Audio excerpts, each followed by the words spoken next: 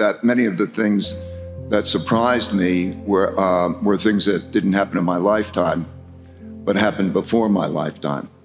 And that everything that is coming to me is new, that hasn't happened into my lifetime, I have to study. And that's by studying the Great Depression, we were able to anticipate the 2008 financial crisis. So there's a mechanistic reason. There are cause-effect relationships.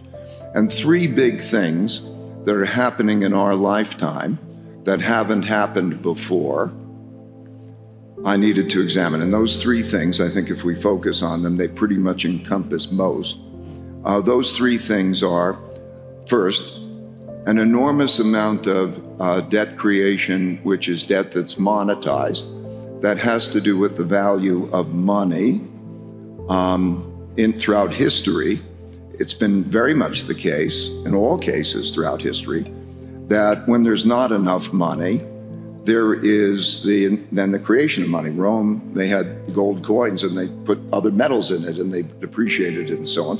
So we have something that is going on with money, credit, and inflation. That's due to the fact that we don't have enough real money. Okay, that's one fact. The second is internal conflict. By measures, I like to have measures, and so there are lots of measures in this book.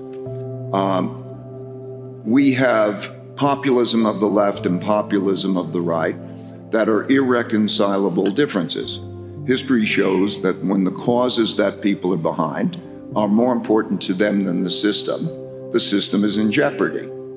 And so if you look at populism, or you look at the size of the wealth gaps, or the values gaps, they're the largest since the 1930 to 45 period, and it's understandable.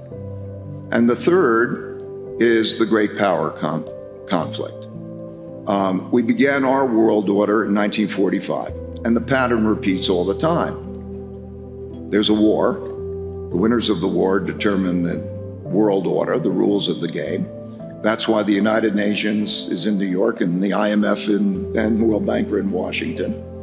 And then you have the world order and the dominant power. The United States had 80% of the world's money. Money was gold. And it had half the world's economy, and it had a monopoly on military power. And as that power changes, then you have great power conflict. And so you're having these three things happen again for basically the same mechanistic reasons. And if you go back through history, you see that they repeat over. So they have this cause effect. So I think that when we look at the future and we calculate it for just year by year, we're now in 2022. We're in the part of, they always do it the same way. You have a downturn and they print money and credit because that's the way that you stimulate the economy and so on. It produces inflation. They tighten monetary policy. There's a trade-off, and there we are. Now, then you take that forward and you look at 2022. There's a political thing going on. We're going to have midterm elections in the United States. We're going to have a change in government, the 20th People's Congress in China, and so on. There's a political thing going on, and then you take 2023 and 2024, and with this populism, you're going to have possibly irreconcilable differences. In other words, it's entirely possible that neither side accepts losing in the domestic. And so when you have that going on, you need the historical context. So mechanistically, that very much looks the same. Very high debt burdens. I'm sure you remember in your days as an investor, the moment when Japan hit debt to GDP ratio of 75%, which was then the highest of any country in the advanced industrial world, and everyone said, "Oh my God, this is crazy numbers." Now this seems to be the low end of the norm. What is going to happen to all this debt? If we look at history, so there's a mechanical. There's money. Money is now fiat money. So you can produce money and credit. So naturally, everyone is in a position that they needed more money. Where did they get the money from? If there was limited money, they'd have to get it from someplace else. But what they do is produce money. So central banks produce money. Where does the money come from? You could have it from taxes and take it from somewhere else. But that's difficult because people want to hold on to it and they don't want to give it up. But nobody asks, where do we have enough money? But we need more money. Everybody agrees we need more money to spend. But if there was a limited amount of money, we would say, where do we get it from? And we'd have constraints. But we're not like that. So what happens is naturally you're in the positions that you need more money. And so the central banks print more money. And then through all of this credit, everybody says, we need more money, we got more money. But then we devalue money, it becomes less valuable. And surprise, we get inflation. Okay, shouldn't be a surprise. So when we're looking at the circumstances, we're now in a new era. You know, we wish that there's coordination. We've lived in an era where we were global, and the way resources were allocated was, where was it more cost efficient? So if it was cost efficient here, you'd send the capital, you'd build it there, and that would raise employment and so on. And that's what we've come to believe is a fair system. But that's only because we've gotten used to that. But if you go back and look at history and today, many people would believe that's not a fair system. So here we are in the fragmented world that we're in. And so the resource allocation system is no longer economic. The resource allocation is political and ideological.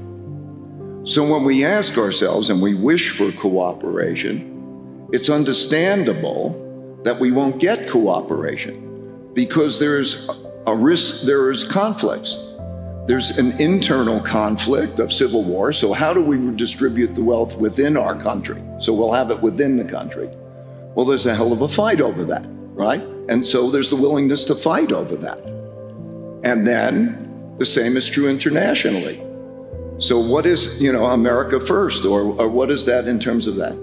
And so I think we have to understand, we have to keep in mind that when we say we're going to cooperate or should, in a world where self-sufficiency, because we could go to war, becomes important. The efficiencies are no longer the most important things.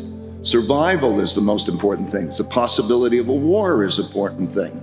And it changes behaviors in ways that are logical, but maybe undesirable for those of us who are in a perspective that we believe that we should be in this together. And how do we work together? So I think it's all understandable. Okay, so that depreciates the value of money. We are going to have more conflict.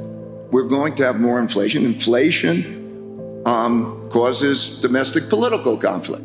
So it'll be a big issue in the 2022 elections and the 2024 elections. That's just how the machine works. And in the meantime, we have, and the war in the Ukraine and Russia, and with China is understandable in terms of the big powers conflicts.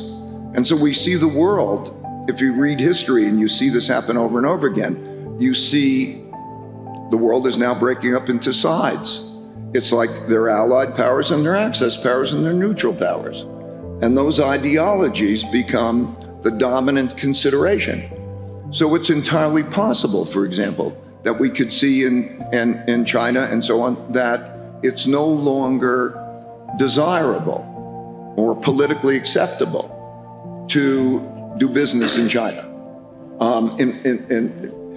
It may not be. Now you think about how intertwined the world economy is. 22% of American manufactured goods imports come from China.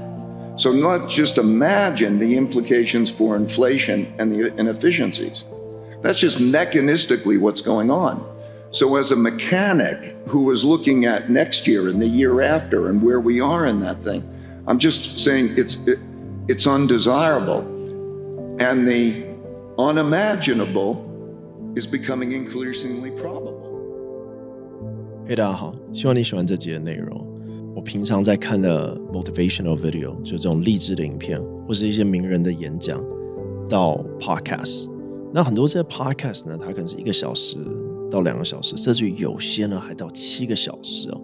那我都会觉得前面里面有非常多很好的内容，但是呢，其实没有人把它翻译成中文。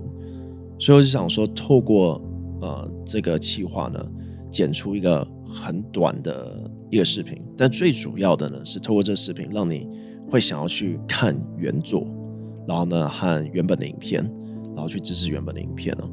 所以希望大家喜欢这个新的系列，然后呢给予我们一些评论在底下来告诉我们如何去进步。谢谢大家支持，下次见。